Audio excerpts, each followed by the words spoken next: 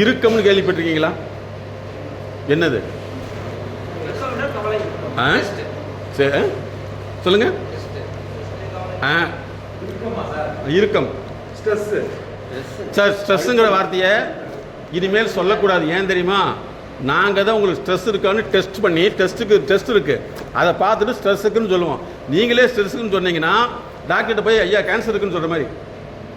ஸ்ட்ரெஸ்ஸுக்கு test இருக்குது, நாங்கள் test பண்ணி தான் அந்த டெஸ்ட் இந்த லெவலுக்கு மேலே போயிடுச்சுனாவே உன்னுடைய நோயை பார்த்தே நான் கண்டுபிடிச்சிருவோம். சரிங்களா? இறுக்கம்னா என்ன தெரியுமா? இப்போ எப்படி சார் இருக்குது? அழுத்தி பிடிக்கிற அழுத்தமாக இருக்குது இல்லைங்களா? இதுக்கு பேர் உடல் அழுத்தம். சரிங்களா? இதுக்கு பேர் என்னது? உடல் அழுத்தம்.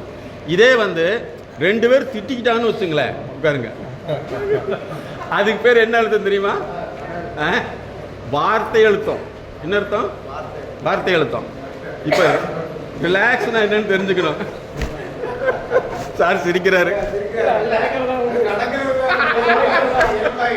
அதான் இதுக்கு இயல்பா இருந்தது, ஜோடி பொருத்தமாயிருச்சு.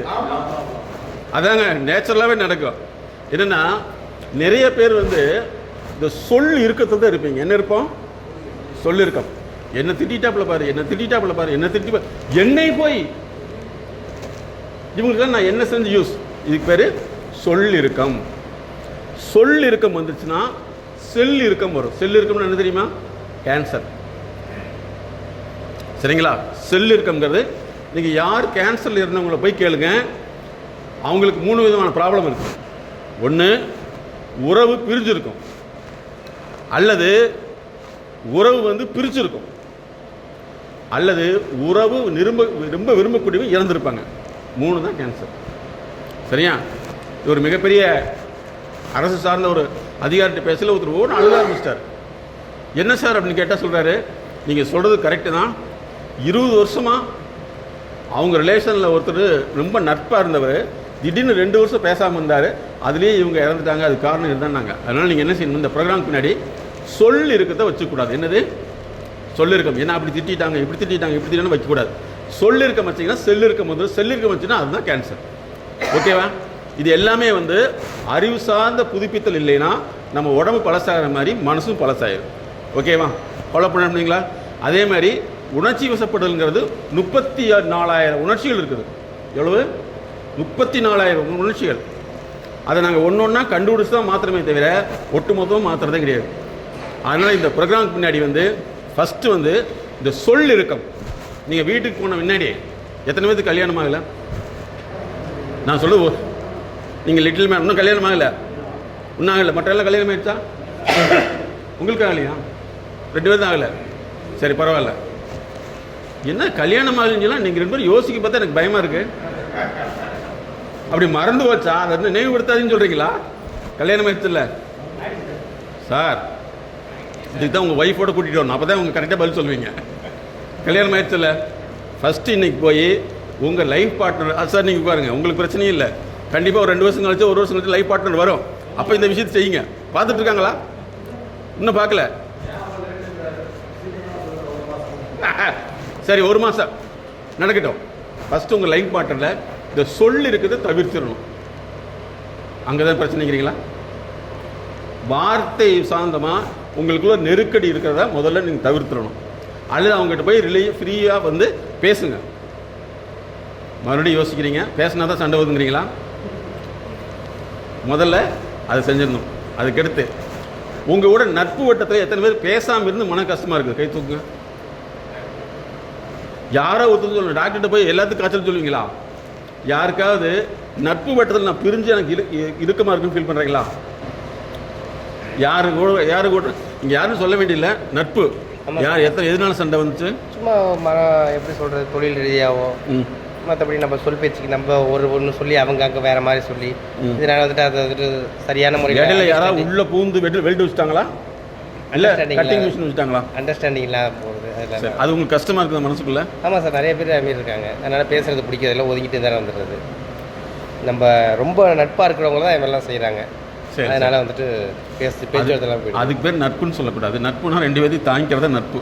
நட்புக்கு என்ன தெரியுமா இலக்கியம் சொல்லுது? நம்ம விரும்புகிறவங்களை கட் பண்ணாமல் இருக்கிறது நட்பு. விரும்புகிறவங்களை கட் பண்ணது நட்பு கிடையாது. அதனால் நீங்கள் வந்து யாராவது வந்து உங்களை வெறுத்து போயிட்டால் கவலைப்படாதீங்க. உங்களுக்குள்ளே அவன் பேசணும்னு ஏதாவது கவலை இருக்கா? யாராவது இருக்காங்க? நீங்கள் ஃபஸ்ட்டு போய் பேசிடணும். உனக்கெல்லாம் அறிவு இல்லையா, ஏத்தனால கண்டு பேசலை அப்படின்னு கேட்பேன். அப்போ நீங்கள் என்ன சொல்லணும்? இப்போ தான் அறிவு வந்ததுன்னு சொல்லிடணும். ஃபஸ்ட்டு இந்த வேலையை செய்யுங்க, ரிலாக்ஸ் ஆகி உட்காருங்க. யாராவது ஒய்ஃபோட சண்டை போட்டு பேசாமல் இருக்கீங்களா? சண்டை போட்டு பேசாமல் இருந்தால் என்ன ஆயிரும்? சாப்பாடு கிடைக்காது. ஓகே, நீங்கள் ரெண்டாவது செய்ய வேண்டியது இந்த மாதிரி. ஆனால் லேடிஸை பொறுத்தளவு வந்து கண்டிப்பாக வீட்டில் எல்லாத்துக்கும் கூட பேசிட்டு இருப்பீங்க, அது ஒரு பிரச்சனை இல்லை. அதனால் வந்து இந்த சொல் இருக்கிறது வந்து முதல்ல தவிர்த்துடணும். சரிங்களா?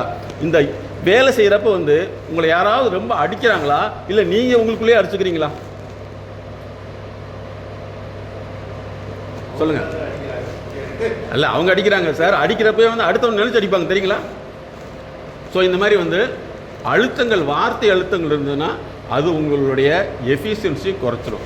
அதை முதல்ல நீங்கள் புரிஞ்சுக்கணும். மாற்றிக்கலாமா? ஃபாலோ பண்ண முடியுங்களா? இல்லை சார், எஃபிஷியன்சிங்கிறது இங்கே பாருங்க.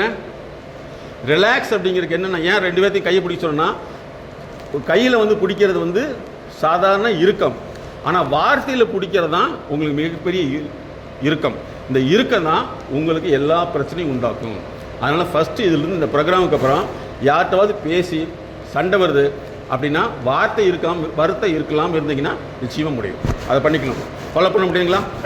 சரியா? ஓகே.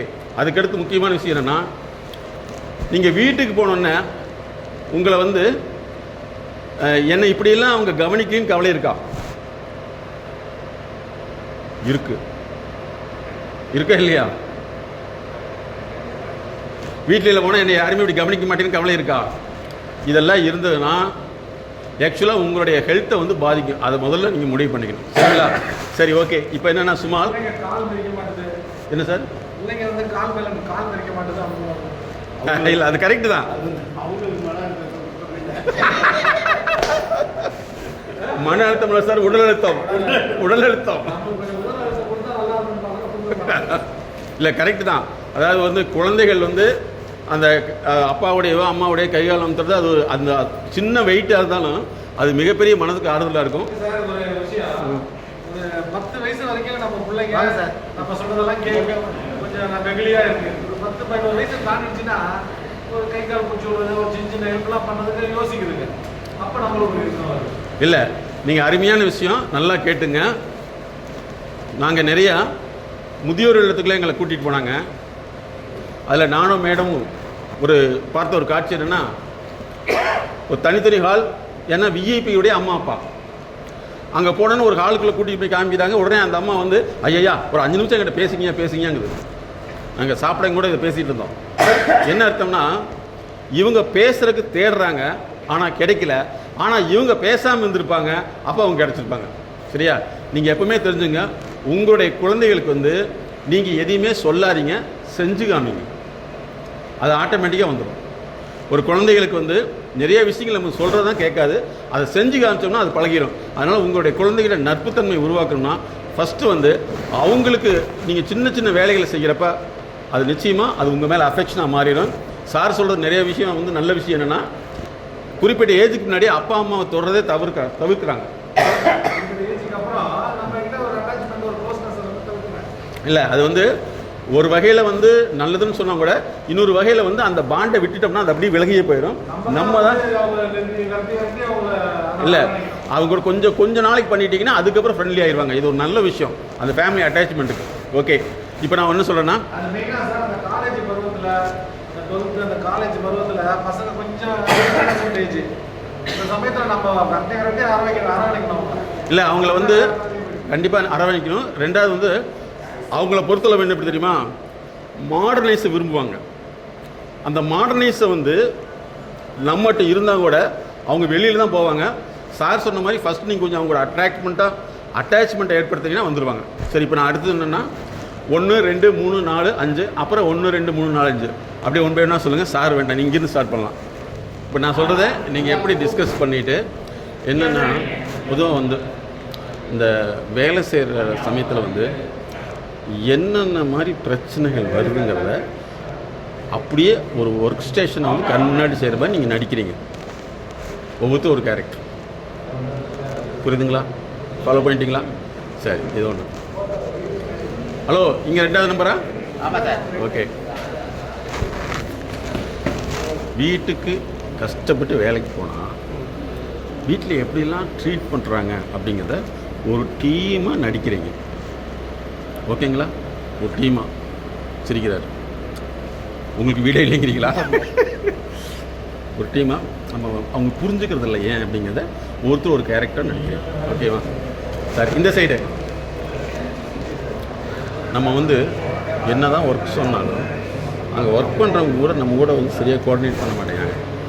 எப்படிலாம் கோஆர்டினேட் பண்ண மாட்டேங்கிறாங்கிற ஒரு டீமாக நடிச்சு காமிக்க போகிறீங்க. இப்போ நீங்கள் சொல்கிறீங்க, அவங்க கேட்க மாட்டேங்கிறாங்க. அங்கே என்னென்ன பிரச்சனைகள் வருது அப்படிங்கிறத ஒரு வேலை செய்கிற இடத்துல எப்படி நடக்குமோ அதை டீமாக நீங்கள் செய்ய போகிறீங்க, நடிச்சு காமிக்க போகிறீங்க. ஓகேங்களா? டிஸ்கஸ் பண்ணி உங்களுக்கு எதிர்காலத்தில் வாய்ப்பு இருக்குது, கவலைப்படாதீங்க.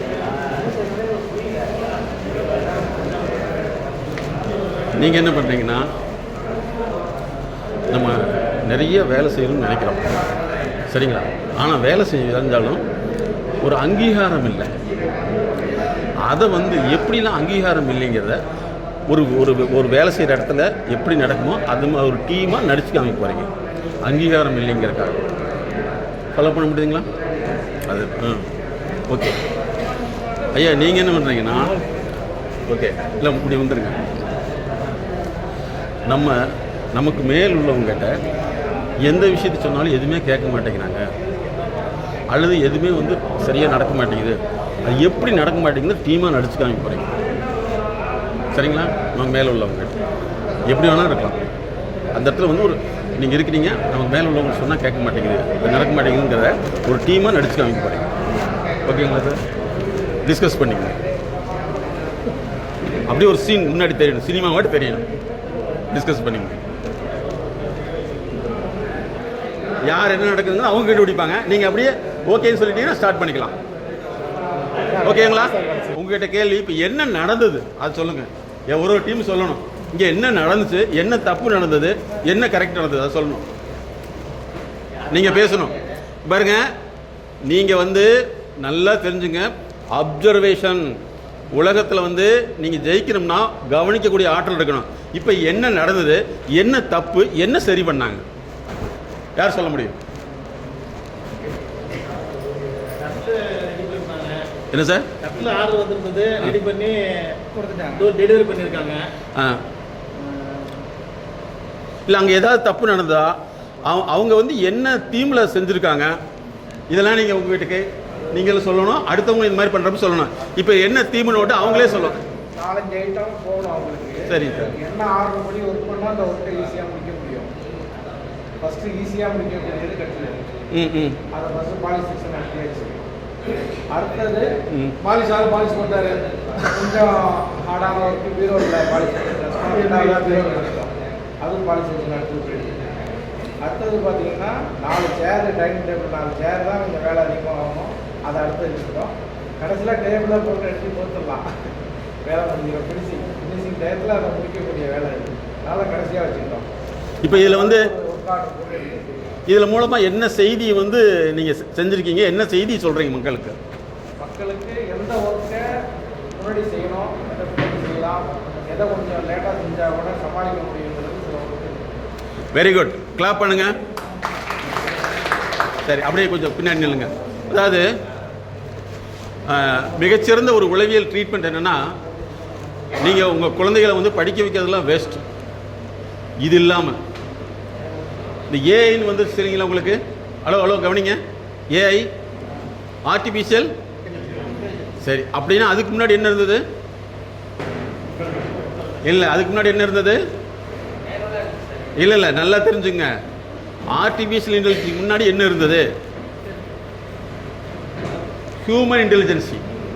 என்னது? Human intelligence. இந்த மனுஷனுக்கு அறிவு இருக்குன்னு எப்போ தெரியுமா கண்டுபிடிச்சது? 1905 டெஸ்ட் இருக்குது. இப்போ உங்களுக்கு வந்து எவ்வளோ அறிவு இருக்குன்னு கனெக்ட் பண்ண முடியும், கால்குலேட் பண்ண முடியும். அதே மாதிரி உங்கள் நடத்தையில் எங்கே பிரச்சனையும் கண்டுபிடிக்க முடியும். எல்லாமே டெஸ்ட் இருக்குது. என்ன காஸ்ட்லி அதெல்லாம். ஒரு டெஸ்ட் வாங்கினா 50,000-60,000 நாங்களே வாங்கணும். இப்போ 1905 வந்து கண்டுபிடிக்கிறாங்க அறிவு.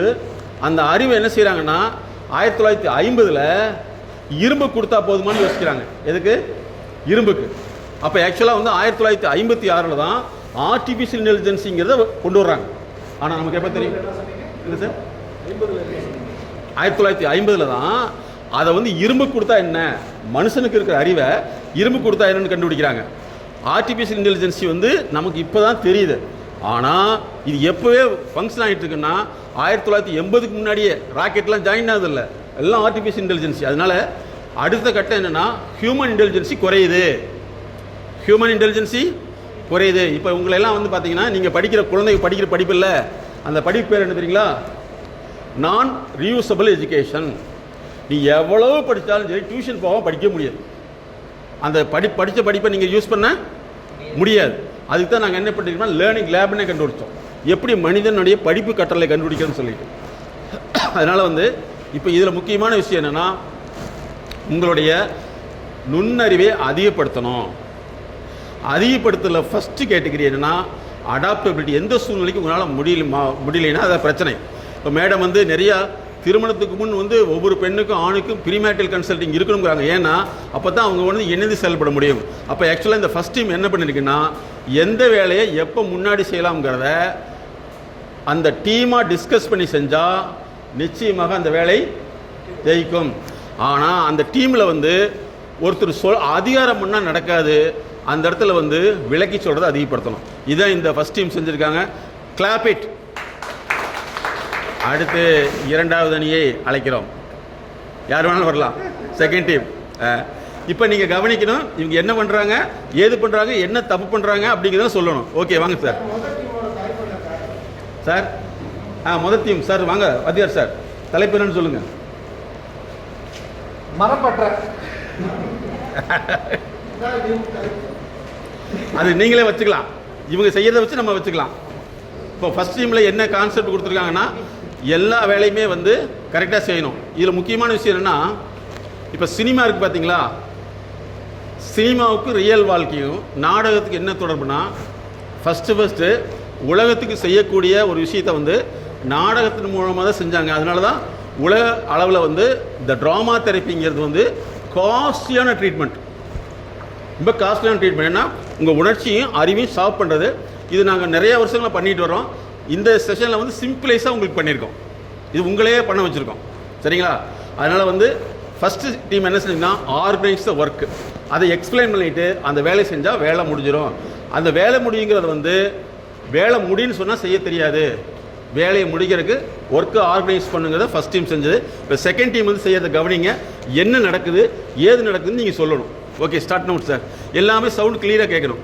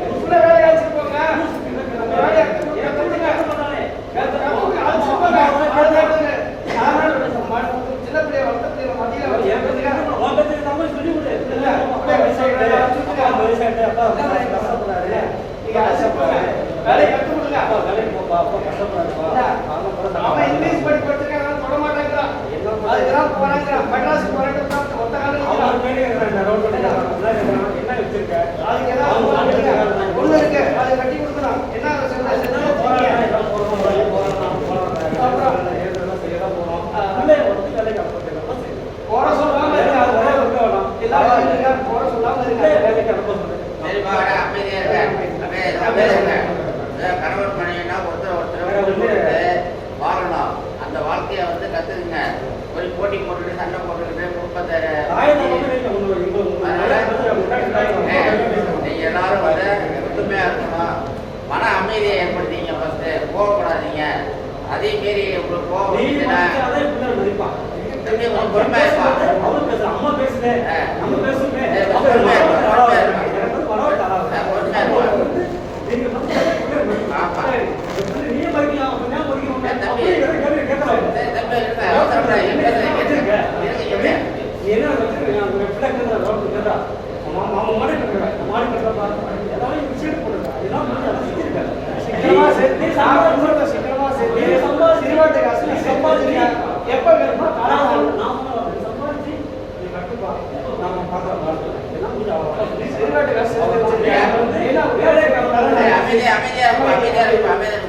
குடும்பத்தில் வந்து புருஷப்பழி குழந்தைகளை வந்து குழந்தைக்கு நேரம் சட்டம் போட்டுக்கிட்டீங்கன்னா குழந்தைங்க வந்து திருடி காலத்தில் வந்து அதோட வாழ்க்கை பாதிக்கும்.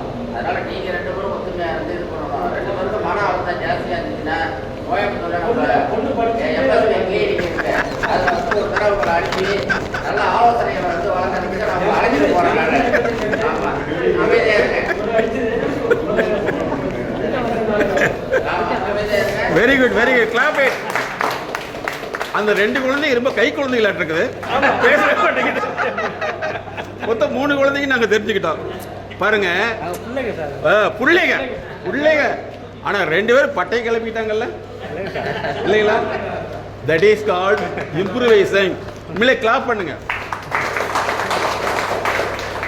நான் வந்து ஒரு எக்ஸாம்பிள் சொல்கிறேன். என்னைய இந்த மாதிரி வந்து ஒரு ட்ராமா தேட்டருக்கு என்னை கூப்பிட்டாங்க.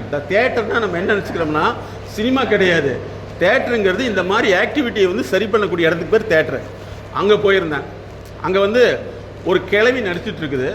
அந்த கிழவியை வந்து அந்த டைரக்டர் வந்து கண்டபடியாக திட்டுறாரு. அறிவில்லையா உனக்கு அப்படின்னு திட்டுறாரு. கொஞ்ச நேரம் கழித்து அப்புறம் ஒரு ரிலாக்ஸ் ஐடியாவில் அப்படி உட்காந்துருக்கப்போ வந்து அந்த அவர்கிட்ட கேட்குறேன், டைரக்டர் ஃப்ரெண்டு தான், ஏங்க அந்த வயசான அம்மாவை போய் அப்படி திட்டுறீங்களே அப்படின்னாரு. வயசான அம்மாவா? வேறு இந்த புள்ள தான் அப்படின்னா 8வது படிக்கிற புள்ள. ஆனால் எப்படி இருக்குன்னா மேக்கப்லாம் போட்டு கிளவி மாதிரியே பண்ணியிருக்காங்க. அப்போ தான் தெரிஞ்சுக்கிட்டேன் அந்த ஆக்டிவிட்டியை கொண்டு வர்றதுக்கு வந்து அவங்க எவ்வளோ கஷ்டப்படுறாங்கன்னு சொல்லிட்டு. ஸோ இந்த ட்ராமாங்கிறது என்னென்னா அந்த காலத்தில் வந்து வாழ்க்கைக்கான ஒரு சொல்யூஷனை கற்றுக் கொடுக்கறதா இருந்தது. இன்றைக்கி இது ட்ராமாங்கிறது வாழ்க்கைக்கான பொல்யூஷனை கற்றுக் கொடுக்கறதா மாறிடுச்சு. அதனால் இந்த இடத்துல வந்து என்ன நடந்திருக்குன்னா ஒரு ஃபேமிலியில் ஒர்க்கு சம்மந்தமான பிரச்சனைகள் எப்படி வருது அப்படிங்கிறதான் இப்போ சார் வந்து அருமையாக சொன்னார். இதுக்குள்ளே வந்து ஏதாவது ஒரு பர்சனலான எக்ஸ்பீரியன்ஸ் நடந்திருக்கா சார்? இந்த மாதிரியான இன்சிடெண்ட்டு உங்களுக்கு இல்லை, ஆனால் இருந்தாலும் இம்ப்ரூவைஸ் பண்ணிட்டாங்க. ஸோ அந்த வகையில் வந்து உண்மையிலே பாராட்டலாம். இதில் நீங்கள் என்ன தெரிஞ்சுக்கணும்னா முரண்பாடுகள் தான் மிகப்பெரிய அழுத்தத்தை உண்டாக்குது. அது வீடாக இருந்தாலும் சரி வேலையாக இருந்தாலும் தெரிஞ்சிட்டிங்கன்னா நீங்கள் அந்த பிரச்சனை வராமல் டீல் பண்ண கற்றுக்கணும். 2 பேர் கருத்துக்களும் கரெக்டு. ஆனால் 2 பேருடைய கருத்துக்களும் வந்து மிஸ்மேட்ச் ஆகலைன்னா பிரச்சனை. அதை தெரிஞ்சுக்கிட்டால் போதும். ஸோ இதை அப்படியே நீங்கள் வந்து ரியல் லைஃப்பில் அப்ளை பண்ணிங்கன்னா சக்ஸஸ்ஃபுல்லாக வந்துடலாம். உண்மையிலே கிரேட். Clap it. தேங்க்யூ. அருமை அருமை அருமை. நீங்கள் இதிலே ஏதாவது ப்ராக்டிஸ் இருக்கு? ட்ராமா அப்சர்வேஷன் நிறையா இருக்குது. அடுத்த டீம் வாங்க. Good good very good very good very good. அருமை அருமை.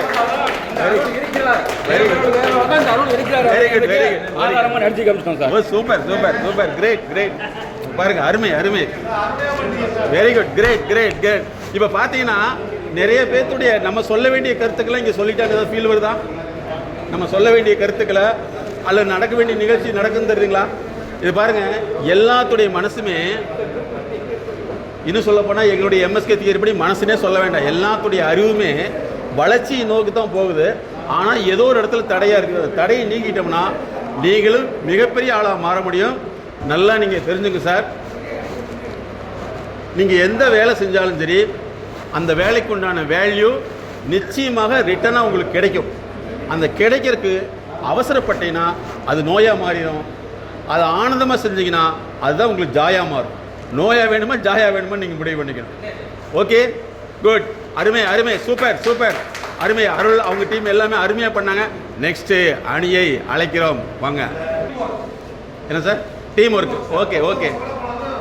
கூட மற்றவங்க சேர்ந்து ஆரம்பிச்சு டீம் ஒர்க்கு. இதில் வேறு என்ன கான்செப்ட் நம்ம உங்களுக்கு புரியுது, என்ன இது விஷயம் தெரியுது? வாடிக்கையாளரே மணலை.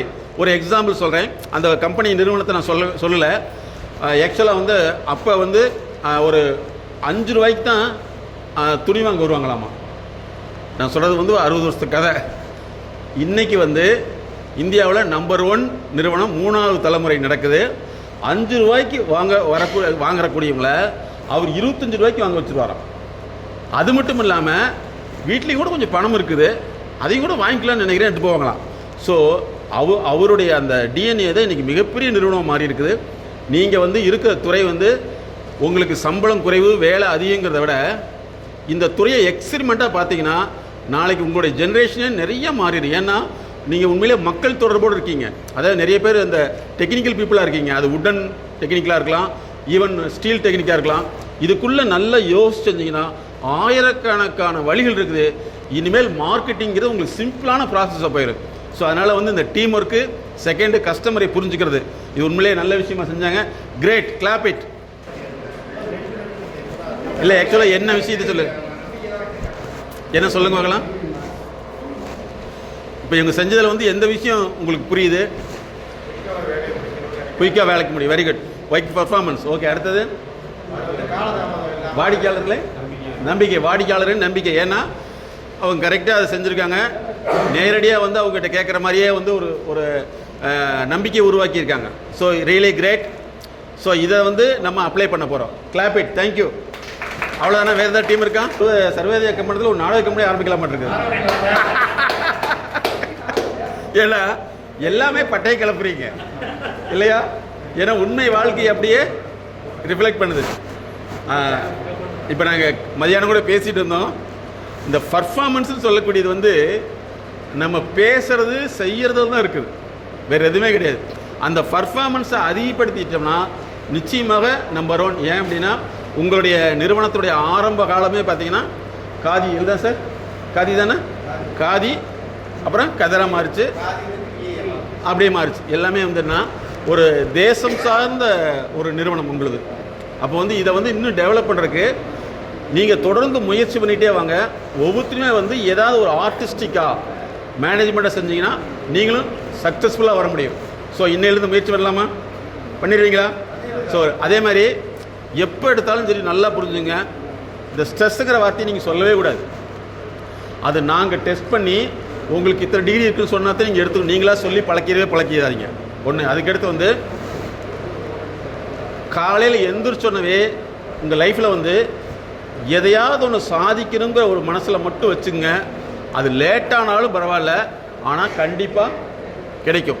அதை மட்டும் மைண்டில் வச்சிங்கன்னா நீங்கள் சக்ஸஸ்ஃபுல்லாக மாற முடியும். அதுக்கடுத்து மேடம் வந்து ஒரு 10 மினிட் பண்ண முன்னாடி அதுக்கப்புறம் அடுத்த செஷனுக்கு போய்க்கலாம். பொதுவாக வந்து இந்த ஃபேமிலி, இப்போ நீங்கள் இருக்கிறதுக்கு வந்து உங்களுடைய பேக்ரவுண்ட் வந்து ஃபேமிலி தான். ஃபேமிலியில் என்னென்ன இஷ்யூஸ் இருக்கிறத பற்றி அவங்க டீல் பண்ணுவாங்க. Family issues. ஏன்னா உங்களுக்கு பின்னாடி வந்து ஃபேமிலி நல்லா இருந்தால் மட்டும்தான் நீங்கள் ஹாப்பியாக இருக்க முடியும். அந்த ஃபேமிலி நீங்கள் எப்படி கேர் பண்ணுங்கிறது.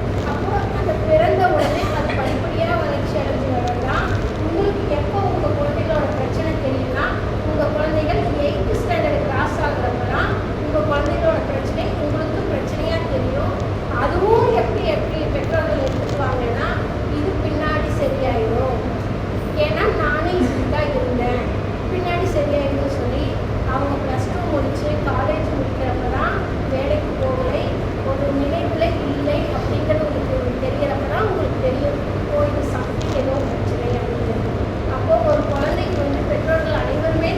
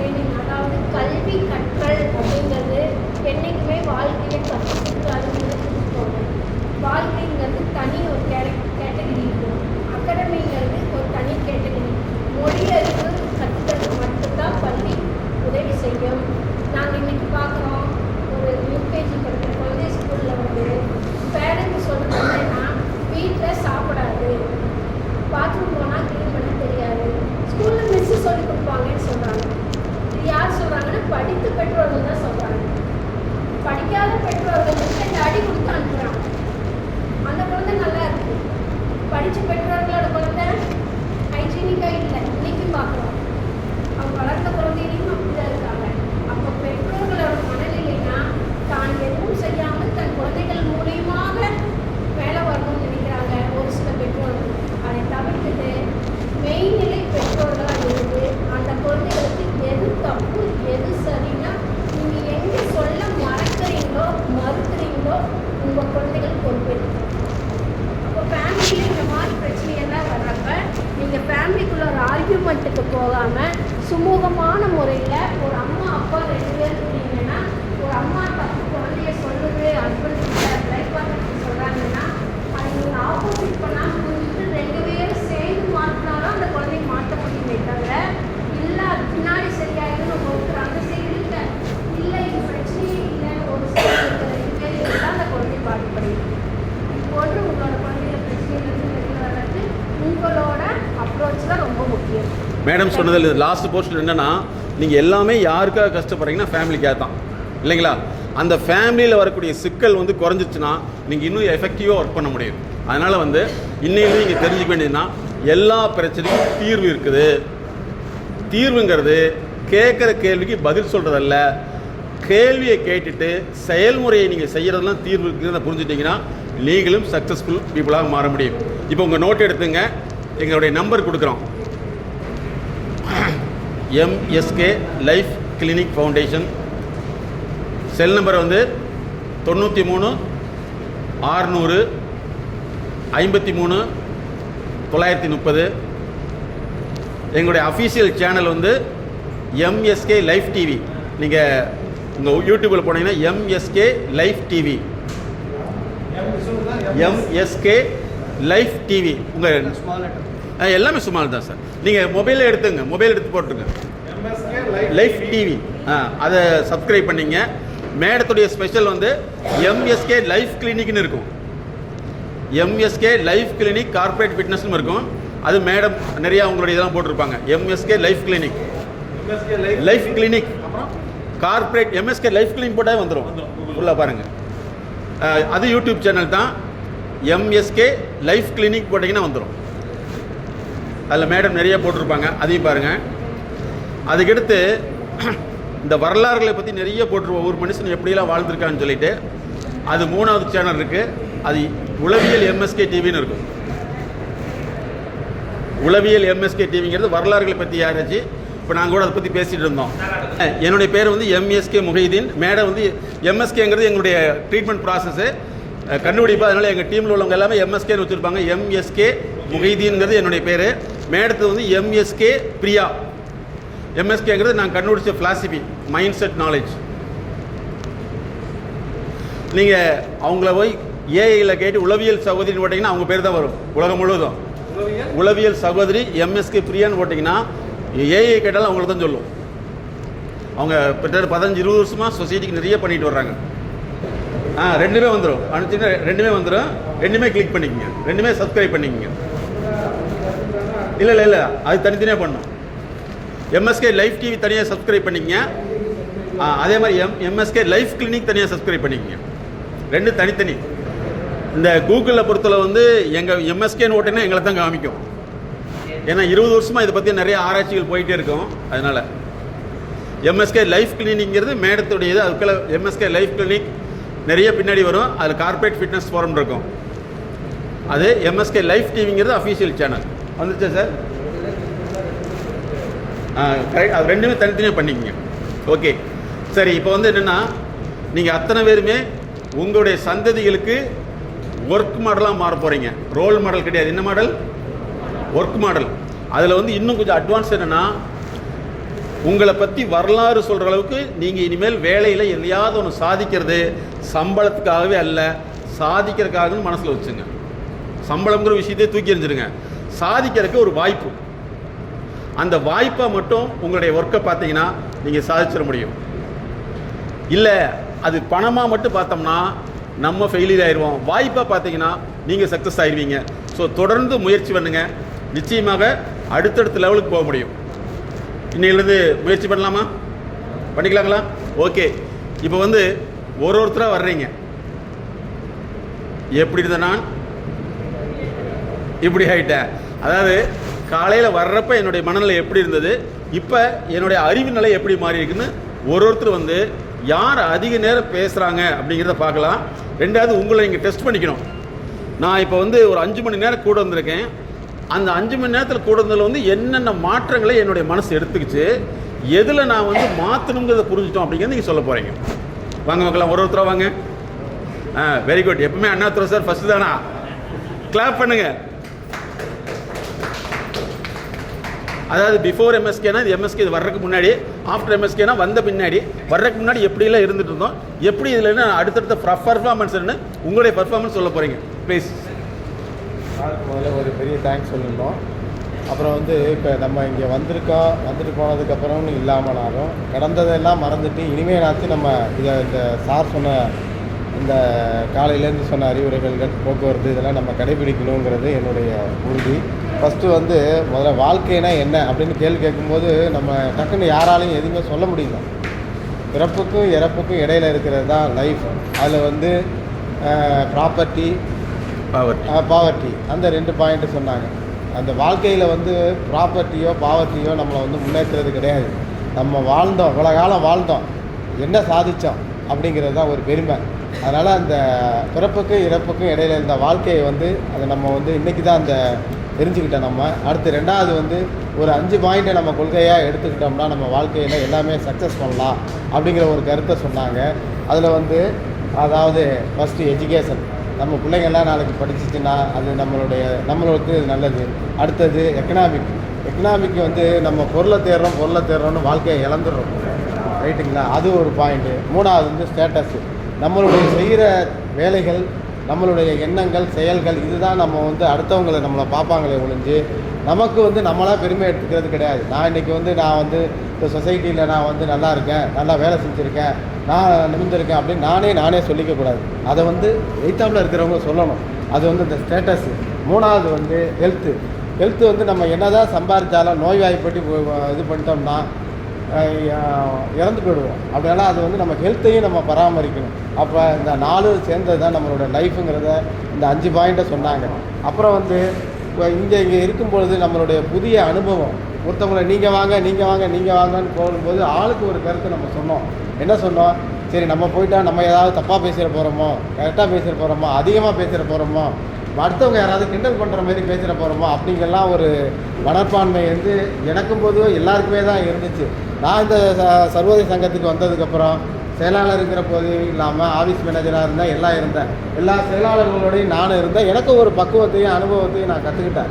அதேமாரி இன்றைக்கி வந்து ஒரு மிகப்பெரிய ஒரு வாய்ப்பு வந்து குழந்தைகளை எப்படி வளர்க்குறது, அடுத்தவங்கள்ட்ட எப்படி பழகிறது, அது ஒரு வேலைகள் செய்யும்போது அந்த குறையை வந்து நம்ம சொல்லாமல் நிறைய செஞ்சு நம்மளே அதை நம்ம செஞ்சு காட்டுறது, நம்ம ஒரு எடுத்துக்காட்டாக அதாவது ரோல் மாடலாக இல்லாமல் சார் சொன்ன மாதிரி நம்மளே இருந்து அந்த குறையை வந்து நிவர்த்தி செஞ்சோம்னா அவங்களும் அந்த குறையை வந்து ஏற்றுக்கிட்டு செய்வாங்க. நம்ம நீ செய்யின்னு சொல்கிறதோட ஒரு வேலையை நம்மளே செய்யும் பொழுது நமக்கு ஒரு திருப்தி ஆகும். சரி, அவர் போய் வேலை செய்கிறாரு, நம்மளும் வேலை என்ன செய்வோம் அப்படின்னு சொல்லிட்டு ஒவ்வொரு ஆளாக எழுந்திரிச்சு வருவாங்க.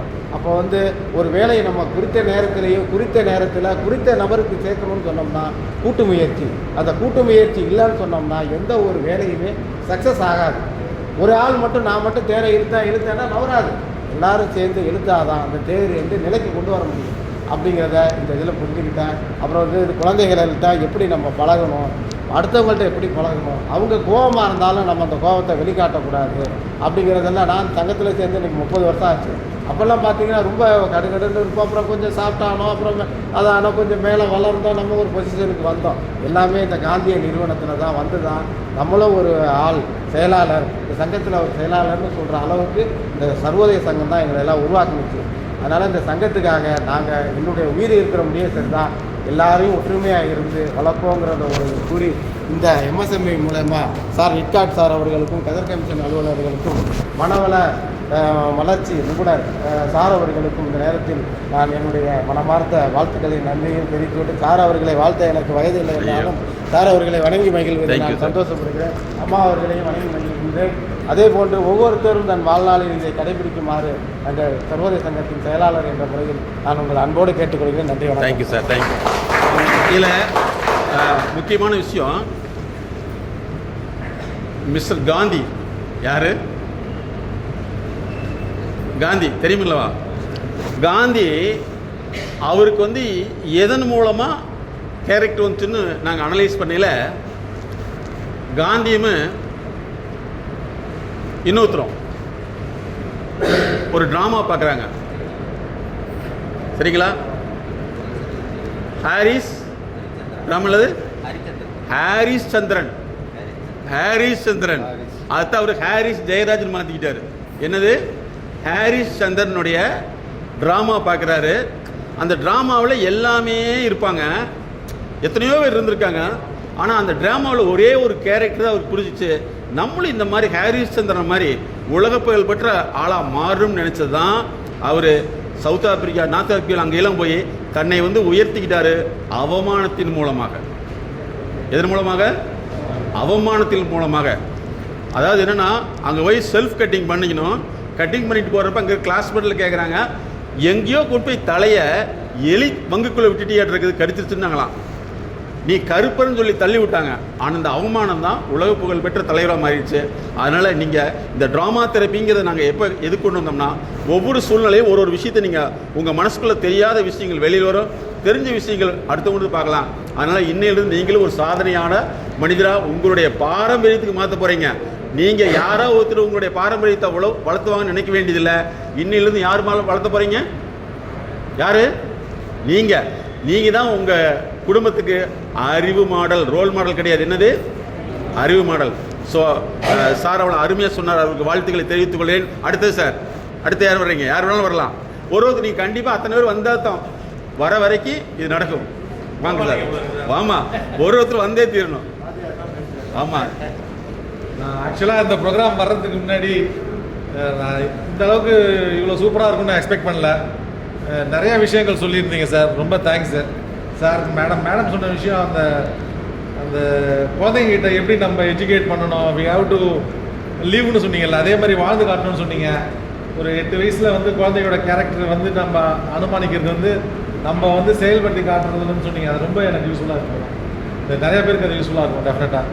அதுக்கப்புறம் சார் சொன்ன மாதிரி அந்த ஒரு 4 விஷயம் சொன்னீங்களே, education, economy, social status and health, psychological health, அது ரொம்ப அது மிகப்பெரிய தாக்கத்தை ஏற்படுத்துச்சு சார். உண்மை சார், அது லைஃப்பில் வந்து அது உண்மையாகவே நாங்கள் ஃபாலோ பண்ணிக்கிறோம். அதை நிறைய விஷயங்கள் வந்து கண்ணை திறந்துட்டீங்க.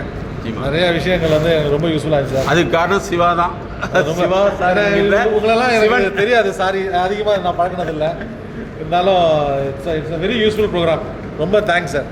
தேங்க்யூ. நிறையா பேசிகிட்டே இருக்கலாம், நிறையா ஒரு மினிட்டும் ரொம்ப யூஸ்ஃபுல்லாக இருந்துச்சு சார். நிச்சயமா எங்களுக்கு வீடியோவெல்லாம் பார்த்தீங்கன்னா இன்னைக்கு பார்க்க ஆரம்பிச்சீங்கன்னா பார்த்து முடியறதுக்கு 5 to 10 வருஷம் எனக்கு அதிகமாக தெரியல, அதனால நிறையா பேச முடியல என்னால். எங்கள் வீடியோ பாருங்கள், இன்னைக்கு பார்த்து ஆரம்பிச்சு ஒரு நாளைக்கு ஒரு வீடியோ பார்த்தீங்கன்னா பார்த்து முடியறதுக்கு 10 வருஷம் ஆகும். அவ்வளோ போட்டிருக்கோம். சரி சார், தேங்க்யூ சார். அடுத்தது வாங்க சார். ஒவ்வொருத்தரும் நீங்கள் வந்தே தீரணும். ஆளுக்கு ஒரு நிமிஷம் பேசணும். நல்ல சிந்தனைகளை கூடக்கூடிய அறிவுரைகளை கேட்டு நம்ம எல்லாருமே மனசை பார்த்தீங்கன்னா எல்லாருமே சந்தோஷமாக ஒரு குறிப்பாக தான் இருக்கீங்க. அதை பார்க்கறதுக்கு எங்களுக்கு சந்தோஷமாக தான் இருக்குது. சார் சொன்ன பல கருத்துக்களை வந்து சொல்கிற அறிவை வந்து நம்ம எல்லாம் மனசில் உள்வாங்கி இங்கே உட்காந்தோம் பார்த்தோம் பெருச்சா சிரிச்சன்னு போகாமல் இந்த அடுத்த படி எடுத்து வைக்கவுலேருந்து அதை ஞாபகம் வச்சுக்கிட்டு வீட்டில் எல்லாரும் அதே மாதிரி செயல்பட்டு குழந்தைங்களை வளர்க்குறதுலேருந்து நம்ம செய்கிற வேலையில் வந்து சுத்தமாகவும் நேர்மையாகவும் நம்ம கொடுக்குற சம்பளத்துக்கு வந்து கரெக்டாக வேலை செய்கிறோமாங்கிறதையும் ஒரு எண்ணம் பண்ணி இவங்க மேடம் சொன்னாங்க பாருங்க, நம்ம வேலை செய்கிறதுக்கு அதுமாதிரி எல்லாருமே எல்லா கருத்துக்குமே முதலாளியும் நல்லா இருக்கணும், நிறுவனமும் நல்லா இருக்கணும், தொழிலாளியும் நல்லா இருக்கணும், நம்ம குடும்பமும் நல்லா இருக்கணும்னு எல்லாம் அந்த மனசை வந்து உறுதிப்படுத்தி நம்ம சிந்தனைகள் எல்லாம் நல்ல சிந்தனைகளே நினைத்து அவங்கவுங்க எங்கெங்கே வேலை செய்கிறீங்களோ அவங்கவுங்க வாழ்க்கையில் அவங்கவுங்க என்ன பல படிகள் முன்னேறணும் அப்படின்னு ஒரு நோக்கத்தோடு இந்த நிகழ்ச்சி நடந்திருக்கு. இதை எல்லாரும் கடைபிடிச்சுக்கிட்டு முடிஞ்ச அளவு உங்களோட வராத நண்பர்கள்ட்டையும் சொல்லுங்கள். இது மாதிரி எல்லாம் நாங்கள் கேட்டோம், இது மாதிரி நீங்களும் ஃபாலோ பண்ணுங்கள் அப்படின்னு சொல்லி இந்த நிகழ்ச்சி மூலயமா ஒவ்வொருத்தரும் ஒரு 5-5 பேருக்கு வச்சிங்க, ஒரு 5-5 பேருக்கு சொல்லி அவங்கள வந்து அவங்க வாழ்க்கையை மேம்படுத்தணும்னு கேட்டுக்கொண்டு விடைபெறுகிறேன். வணக்கம். Thank you sir. சார் இங்கேருந்து வந்துடலாம் வாங்க. நீங்கள் சார் வாங்க சார், இங்கேருந்து எப்படி ஸ்டார்ட் பண்ணிக்கலாம். அனைவருக்கும் மாலை வணக்கம். எம்எஸ்கே லைஃப் டிவியின் சார்பாக வந்துள்ள சகோதரி அவர்களுக்கும் திரு சார் அவர்களுக்கும் மாலை வணக்கத்தை தெரிவித்துக் கொள்கிறேன். நாங்கள் இது ஒரு சாதாரணமாக நினைத்து இந்த ஏற்பாட்டை நாங்கள் செய்துள்ளோம். இது வாழ்க்கை நடைமுறைகளுக்குள்ள வாழ்க்கையாக நமக்கு ஒரு திருப்புமுனையாக இது அமைந்துள்ளது. நம்ம லைவ்லிகுட்ஸ் எப்படி நம்ம வாழ்க்கையில் நடைமுறை குடும்பம், சமூகம், ஜாதி, மதம் அப்பாற்பட்டு அனைத்தையும் மறந்து ஒருமித்த கருத்தோடு இங்கே நம்ம செயலாற்றுறதுக்கு நாங்கள் பணிபுரிஞ்சிட்ருக்கோம் சர்வே சங்கத்தின் சார்பாகவும். அதேமாரி தாங்களும் எந்தவித இடர்பாடுகளும் இல்லாமல் இந்த நம்மளுடைய சுருதி கிளஸ்டர்களுக்கும் நாங்கள் செயலாற்ற அனைவரையுமே அழைத்துள்ளோம். மற்றபடி தொழிலாளர்கள், இந்த மில் ஓனர்கள் அனைவரையும் அழைத்துள்ளோம். இது ஒரு நல்ல ஒரு விழிப்புணர்வாக எங்களுக்கு நல்லா தெரியுது. குடும்பம், நம்ம தொழில், வேலைகள், மற்றபடி எல்லாமே இப்போ நம்ம ஒரு சொன்னாங்கள்ல நாடகம், அந்த காலத்தில் நாடக மேடை தான் ஃபேமஸாகவே வந்திருக்கு. பெரிய அரசியல் தலைவர்களை உருவாக்குனதே நாடக மேடை தான். எம்ஜிஆரை பார்த்தீங்கன்னாலும் சரி, கலைஞரை பார்த்தா சிவாஜி, எம்ஆர் ராதா, பல பேர் நிறைய பேர் இருக்காங்க. இவங்க எல்லாம் நாடக மேடை மூலமாக உருவாக்கி மக்கள்கிட்ட வந்து பாப்புலேஷன் ஆகி தான் அதுக்கு பிறகு தான் சினிமா வந்தது. அதெல்லாம் நம்ம ஒரு பழைய நினைவுகளை நம்ம அதை யோசிக்க முடியாத ஒரு சூழ்நிலையில் இருக்கோம். அதுமாரி சார் நாங்கள் இதை எந்த அளவுக்கு ஒரு விழிப்புணர்வாக நாங்கள் இதை எதிர்பார்க்கல. நல்ல ஒரு சமூகத்துலேயும் சரிங்க, நல்ல அப்பாற்பட்டு தான் நல்ல இதாக இருக்குது. அதனால் எதிர்காலத்தில் இன்னும் அடுத்த இதையும் நாங்கள் ஒரு மேனேஜ்மெண்ட் கமிட்டியாக கூப்பிட்டு எங்கள் அனைத்து ஊழியர்களையும் நாங்கள் கூப்பிட்டு இதை நல்லா சிறப்பாக செய்யணும். அதற்கும் தாங்கள் இப்போ வந்திருக்கிற அனைத்து சகோதர சகோதரிகளும் திரும்பி வந்து அதை எங்களுக்கு ஆதரவு கொடுக்கும்படியாக வேண்டிக்கிறோம். சாருக்கு ரொம்ப நன்றியும் மேடம் அவர்களுக்கு நன்றியும் தெரிவித்து கொடுத்துக்கொள்கிறேன். Thank you sir. தேங்க்யூ. அதே மாதிரி மேக்ஸிமம் அடுத்ததெல்லாம் பண்ணல ஃபேமிலியோடு இருக்க ட்ரை பண்ணுங்கள். ஒரு பேட்சாக அந்த குடும்பத்துக்கு இது போய் சொல்லினா உங்களுக்கு இன்னும் சப்போர்ட்டிவாக இருக்கும். ஐயா நீங்கள் வாங்க, அடுத்தது இங்கேருந்து ஒருத்தராக வரணும். வாங்க. தேங்க்யூ. நீங்கள் வாங்கம்மா சிஸ்டர். நீங்கள் பக்கத்தில் வந்துருங்க. ஒருத்தர் செஞ்சோன்னா ஒருத்தர் நீங்களும் வாங்க. 2 ஜென்ட்ஸ் வந்துருங்க. இந்த சைடு 2 பேர், அங்கிட்டு 2 வாங்க. நீங்களும் வாம்மா. நீங்கள் 2 பேரும் இங்கிட்டு வந்துருங்க. எல்லாருக்கும் வணக்கம்.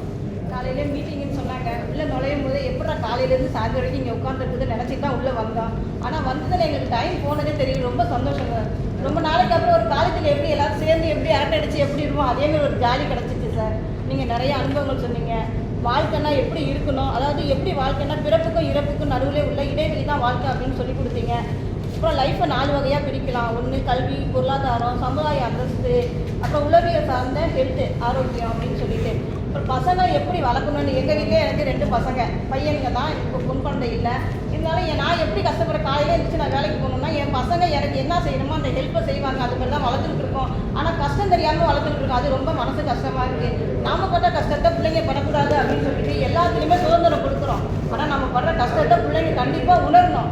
நாளைக்கு நம்ம அதுக்கு நமக்கு தான் செய்ய போகுது. அம்மா இப்படிலாம் கஷ்டப்பட்டாங்க, அப்பா இப்படிலாம் கஷ்டப்பட்டாங்க, அவங்கள நாளைக்கு உட்கார வச்சு நல்லபடியாக செய்யணுங்கிறத பசங்களுக்கு சொல்லிக் கொடுக்கணுங்கிறத நான் புரிஞ்சுக்கிட்டேன் சார்.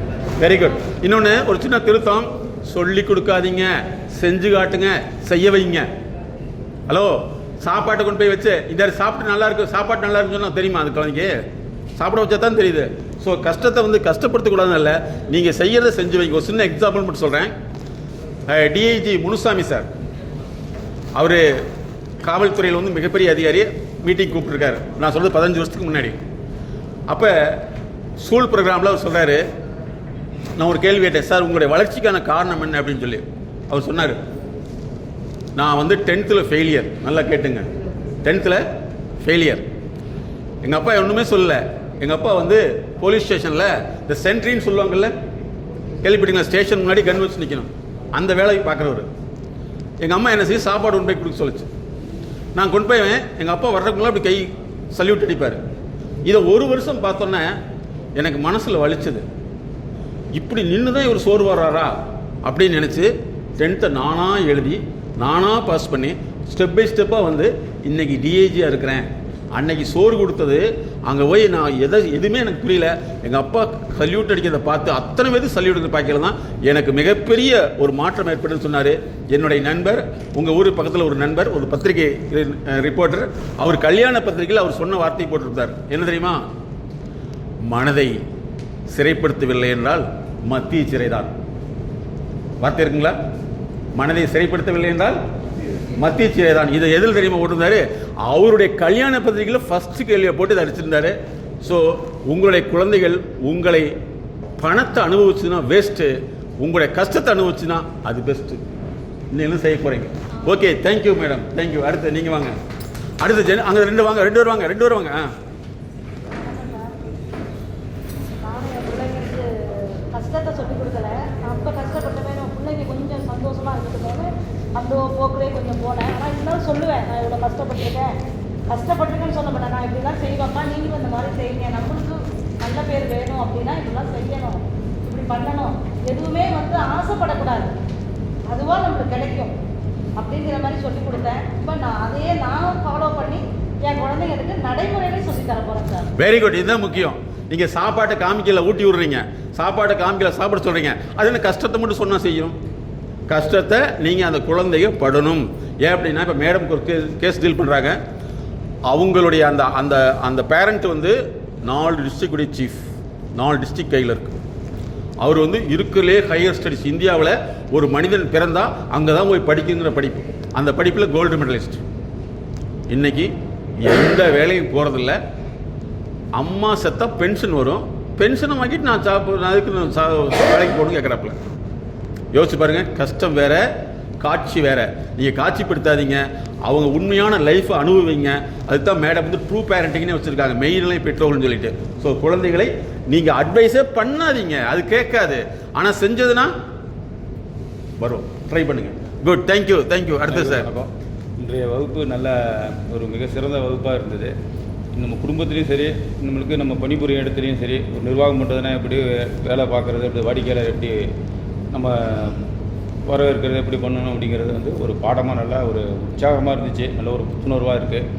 மைண்டில் சார் ஒவ்வொன்றா சொல்லும் போதே நமக்கு வந்து இப்படி நம்மளுக்கு இருக்கணும், நம்மளுக்கு நம்ம வந்து நம்மகிட்ட பணிபுரியவங்கள்ட்ட எப்படி நமக்கு கீழே இருக்கிறவங்கள்ட்ட எப்படி ஒன்றும் மேலே இருக்கிறவங்கள்ட்ட நடந்துக்கணும், எவ்வளோ குடும்பத்துலேயும் நம்ம மனைவிட்ட எப்படி இருக்கணும், பிள்ளைங்கள்ட்ட எப்படி நடந்துக்கணும் அப்படிங்கிறது வந்து ஏற்கனவே இருக்கிறத விட நமக்கும் இப்படிலாம் இருந்துக்கணும் அப்படிங்கிறது ஒரு பாடம். நல்ல ஒரு புத்துணர்வாக நல்ல ஒரு எடுத்துக்காட்டாக நல்லா இருக்கும். Thank you sir, thank you. அடுத்த 2 பேர் சொல்லுங்க. ஐயா சொல்லுங்க ஐயா.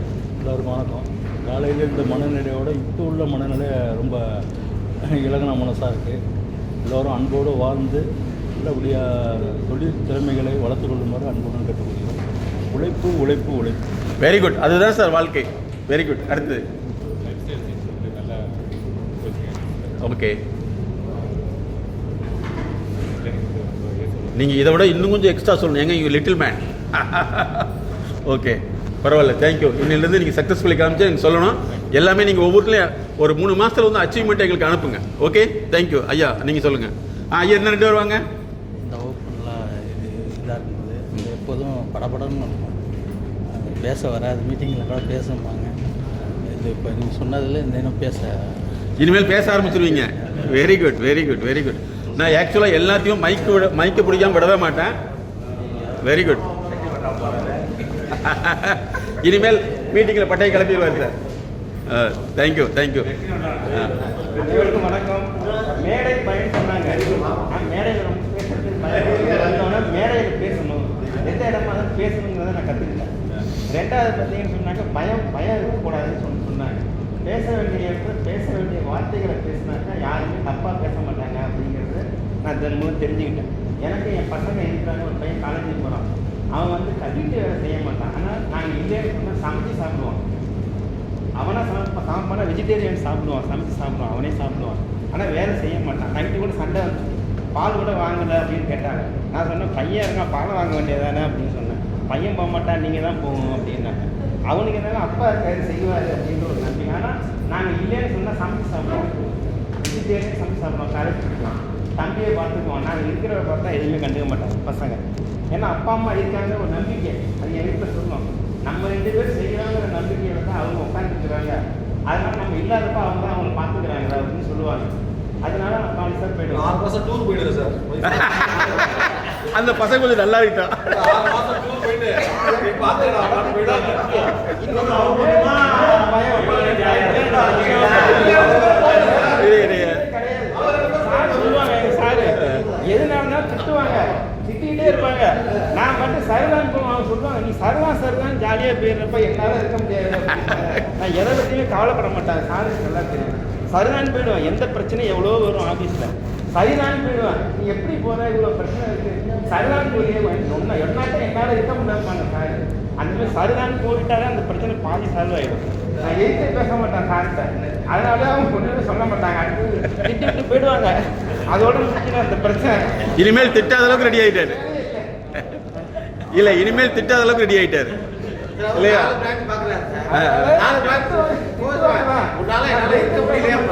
என்னால இருக்க முடியல, நீ சரிதான் போயிடுற, சரிதான் தான் போ, என்ன செய்யறது, வேலைக்கு வந்துட்டோம், இன்னும் ஒரு 10 வருஷம் 12 வருஷம் சர்வீஸ் இருக்கு, ஓட்டணும், நாளைக்கு சண்டை கொடுத்துட்டா திரும்பி போய் இங்கே பேசுணுமே. பாத்தீங்களா? ஊர் பொதுமக்களே இதை கேட்டுங்க. சண்டை ஓட்டா மறுபடியும் பேசணும். பேசுறதுக்காகவே சண்டை ஓடக்கூடாது. அந்த மேடை பயம் நீங்க சுத்தமா போயிடுச்சு. நான் இவ்வளவு பேருக்கு பேசுறேன்னு சொன்னா அந்த மேடை பயம், நீங்க வந்து மேடை பயத்தை வந்து பூச்சிக்கிட்டேன்.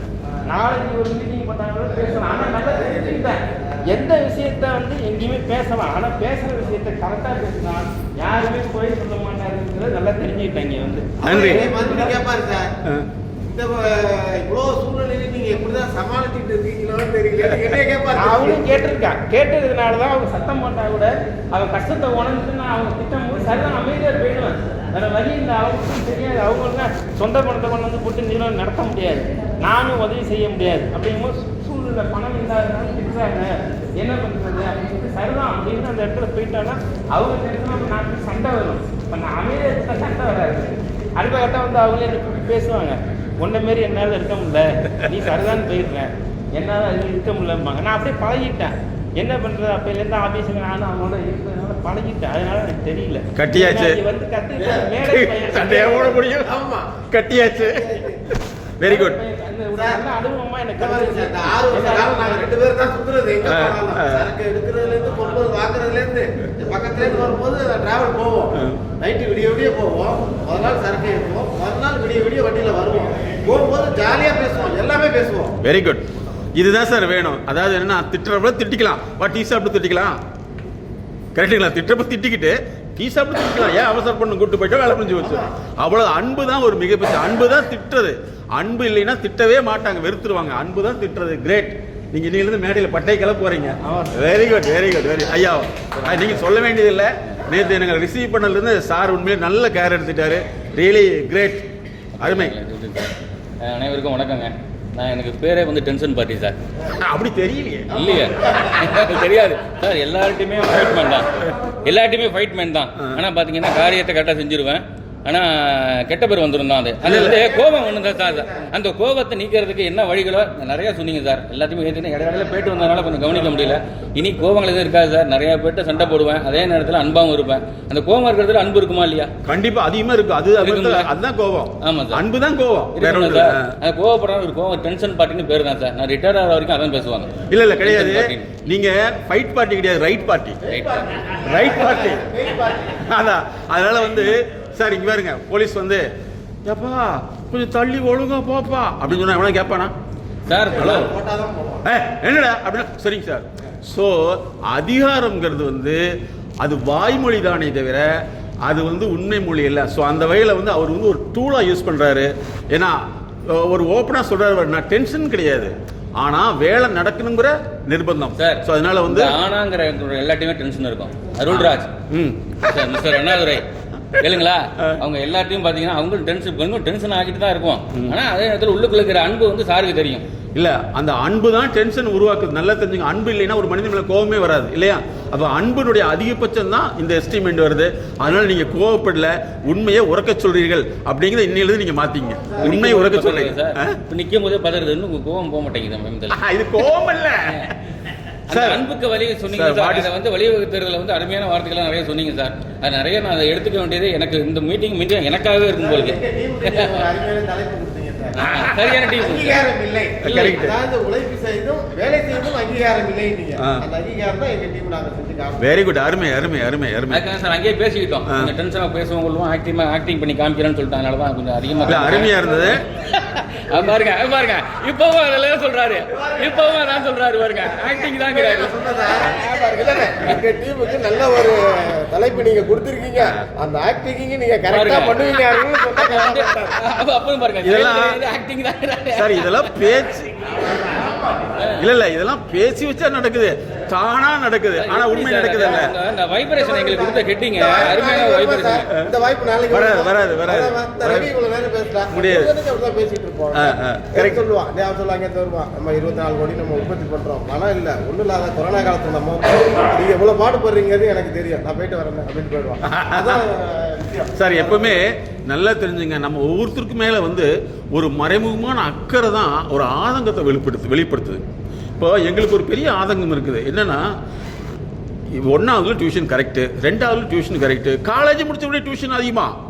சரி அவனுக்கு என்னதான் பிரச்சனை, படிப்பை நாங்கள் டெஸ்ட் பண்ணி பார்த்தா லேர்னிங்கிறது வேற, எஜுகேஷன் வேற. லேர்னிங்கில் ரெண்டாக பிரியுது, அகாடமிக் ஸ்கில்லு, கரிக்குலம் ஸ்கில்லு. அது கரிக்குலமில் வந்து ரீடிங் இருக்குது, ரைட்டிங் இருக்குது, காம்ப்ரிஹென்ஸ் இருக்குது, அண்டர்ஸ்டாண்டிங் இருக்குது, ரீரைட்டிங் இருக்குது, ரீடென்ஷன் இருக்குது. இப்போ ஒவ்வொரு பிரச்சனையும் நாங்கள் கண்டுபிடிச்சி மாத்திரப்போ வந்து பார்த்தீங்கன்னா ஒவ்வொரு ஸ்டூடெண்ட் சக்ஸஸ்ஃபுல்லாக பண்ணுறான். அப்போ உள்ளே போய் தலைவலிங்கிறதுக்கு வந்து தலைவலிக்கான அத்தனை காரணங்களை கண்டுபிடித்து மாற்றியல் தான் ஒரு மனிதன் மாறுறான். அதனால் வந்து நாங்கள் இவ்வளோ தூரம் செய்யலாம் தெரியுமா, ஒவ்வொரு மனிதருக்குள்ளே வந்து ஒரு திறமை இருக்குது. அந்த திறமையை வந்து தேவையற்ற விஷயங்கள் போட்டு மறைச்சிருக்குது. அதை ரிலீஸ் பண்ணிட்டோம்னா நீங்களும் சாதனை மனிதர்கள் தான். சார் மாதிரியும் அருள்ராஜ் மாதிரியும் உண்மையிலே கிரேட். Thank you sir. வருஷத்துக்கு ஒரு முறை தான் இந்த காதல் தினம் வருது.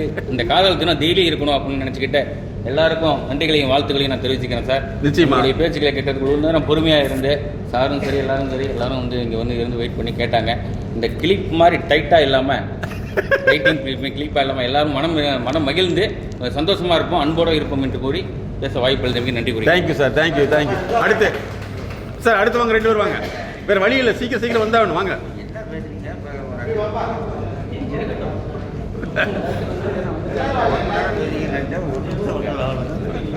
வாங்க சீக்கிரம். அடுத்து அந்த பயிற்சி பண்ணுறதுக்கு அந்த அனைவருக்கும் தாழ்மை கலந்த நன்றி. இதில் முதல் அணுகுமுறையே சார் சொன்ன மாதிரி நம்ம எல்லாம் ஸ்டூடெண்ட் ரொம்ப வருஷத்துக்கு பின்னாடி போன மாதிரி இருக்குது. நான் ரொம்ப சின்ன பையன் தான், இருந்தாலும் வந்து அந்த ஸ்டூடெண்ட்டோட இது வந்துட்டு கொஞ்சம் அனுபவித்து பார்த்தேன். கொஞ்சம் ஜாலியாக இருந்துச்சு. அப்புறம் வந்துட்டு மன அழுத்தம் நாங்கள் ரொம்ப சொல்லிட்டு ஸ்ட்ரெஸ்ட்டாக இருக்குது, அழுத்தமாக இருக்குது, அப்படி ஒன்று இல்லவே இல்லைன்னு இவங்க வந்து சொல்லியிருக்காங்க. அதை நாங்கள் தான் சொல்லணும், நீங்கள் தான் சொல்லிக்காதீங்க, அதை பழகிக்காதீங்க. அது ரொம்ப சந்தோஷம். 3வது வந்துட்டு குழந்தை வளர்ப்பு, அந்த அம்மா சொல்லாங்க, ரொம்ப சந்தோஷம். நான் அது ரொம்ப பழகிக்கிறேன். 2 ஒரு மகன் ஒரு மகள், கட்டாயமாக அதை பழகி கொண்டு வரணும். அவமானப்படுறதில்ல, கட்டாயமாக அவமானப்பட்டாலும் கேள்வி கேட்போம். சரியாக சொன்னதில்லை, அவமானப்பட்டாலும் நாங்கள் எங்களோட இதில் நாங்கள் கட்டாயம் எடுத்துக்கிறோம். Very good. இது மற்றவங்களோட அணுகுமுறையை வந்துட்டு ரொம்ப தெளிவாக சொல்லி கொடுத்துருக்கீங்க. அணுகுமுறை எப்படி இருக்கணும் அப்படின்னு நம்ம தான் முதல்ல சரியாக நடந்துக்கணும், அதுக்கப்புறம் தான் அடுத்தவங்கள்ட்ட போகணும். அதுக்கும் ஐயா சொன்னாங்க. அப்புறம் இதை வந்து நாங்கள் எங்கள் குடும்பத்தோடு வந்து தான் ரொம்ப சந்தோஷமாக இருந்திருக்கோம். நாங்கள் மட்டும் தனியாக வந்து இதில் வந்துட்டு கொஞ்சம் இது அவங்களும் வந்திருந்தாங்கன்னா குடும்பத்தில் இந்த குழப்பங்கள்லாம் நிறையா இல்லாமல் இருந்திருக்கும்.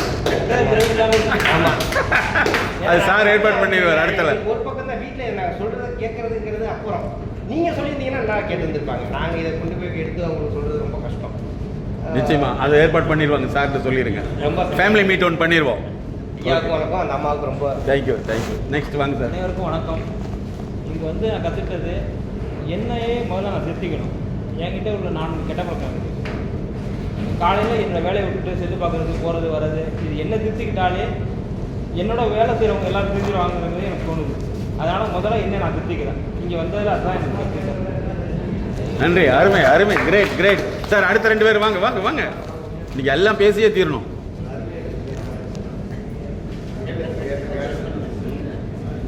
அவர் அருமையை பட்டை கிளப்பிட்டாரு.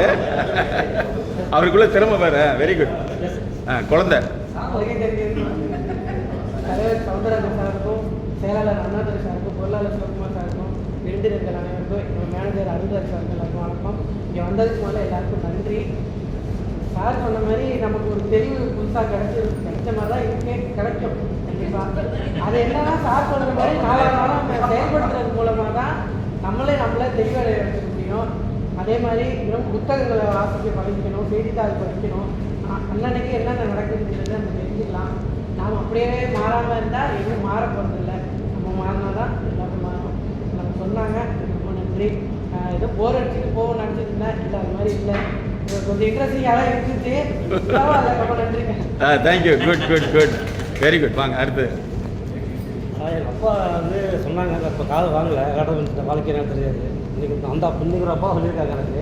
இன்றைக்கி எல்லாம் புரிஞ்சுட்டேன். எனக்கு தேங்க்யூ சார். உழைப்பேன் பிள்ளோட காவந்து கொடுப்பேன், பொருளை கட்டி கொடுப்பேன், உழைப்பேன். அவங்க ஞாபகம் கண்டிப்பாக பேசுகிறேன். நிச்சயம். ஐயோ ஐயோ ஐயோ இல்லைங்களா, நம்ம எல்லாம் ஒன்று தான். Great great great sir. நான் பெண் குழந்தைகளை பெற்றவங்களுக்கு எல்லாத்துக்கும் ஒரு வேண்டுகோள் விடுறேன். நீங்கள் கல்யாணத்துக்கு பியூட்டிஷியனுக்கு 1 லட்சம் பண்ணுறீங்க அல்லது எதற்கோ லட்சம் பண்ணாங்க. ஃபஸ்ட்டு மேரேஜ் ப்ரீமேச்சுரல் ஃபிட்னஸ்ன்னு சொல்லி அந்த பெண் குழந்தைகளுக்கு வாழ்க்கையை பற்றி சரியான கன்சல்டேஷன் கொடுத்துட்டிங்கன்னா அது எவ்வளோ பெரிய ஆளையும் சமாளிச்சு பாருங்க. நம்ம வீட்டில் இருக்கிற புள்ள வந்து நமக்கு தான் அது வந்து என்ன சொன்னாலும் கேட்டுக்குவான். ஆனால் நம்ம புள்ள வேறு வீட்டுக்கு போயிடுச்சுன்னா அங்கே வந்து வேலைக்காரி தான். நல்லா புரிஞ்சுங்க, வேலைக்காரி தான். ஆனால் நம்ம வசதியை ஏற்படுத்தி விட்டு அந்த குழந்தை அங்கே வாழலைங்கிற பட்சத்தில் வந்து அந்த குழந்தை அழுகாது, நம்ம தான் அழுவோம். அதனால தான் மேடம் அடிக்கடி சொல்லுவாங்க, ஒவ்வொரு பெண் குழந்தைக்கு கல்யாணத்துக்கு முன்னாடி 3 மந்த்து ப்ரீமேச்சுரல் ஃபிட்னஸ் கன்சல்டிங் கொடுத்துட்டோம்னா அந்த பொண்ணு சிங்கத்தை கட்டி வச்சாலும் சரி சர்க்கஸ் பண்ணி வாழ்ந்துட்டு வந்துடும். ஆனால் நம்ம வந்து வசதியை உருவாக்க வேண்டியதில்லை. வசதி இல்லாத சூழ்நிலையை வாழும் தன்மை உருவாக்கிட்டோம்னா அந்த பெண் குழந்தை ஜெயிச்சா மட்டும்தான் நம்ம ஜெயிச்சதாக அர்த்தம். ஸோ அதற்கான ஒரு மிகப்பெரிய ஒரு அறிமுகமாக இந்த நிகழ்வை எடுத்துங்க. Thank you sir. அனைவருக்கும் மாலை வணக்கம். நண்பர் இங்கே வர்றதுக்கு முன்னாடி வந்த பிறகு கேட்டாங்க, நான் வரும்போது பசியோடு வந்தேன், சாப்பாடு போட்டாங்க. ஆனால் அதுக்கப்புறம் நடந்தது பார்க்கும்போது நான் காலையில் மிஸ் பண்ணிட்டோம், வருத்தமாக இருக்குது. நிறைய நல்ல விஷயங்கள் சாரும் மேடம் சொன்னாங்க.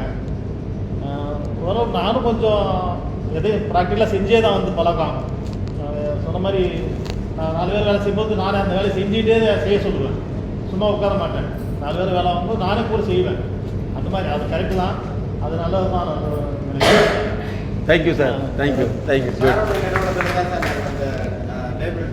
ஓ வெரி குட் வெரி குட். நீங்கள் ஒரு முறை மீட் பண்ணுங்கள், நாங்கள் நியூ டிசைன் கான்செப்டில் உங்களுக்கு சொல்கிறோம். அதை ப்ராக்டிக்கலாக செய்யுங்க, செஞ்சுட்டு வேர்ல்டு லெவலில் மார்க்கெட்டிங் பண்ணலாம்.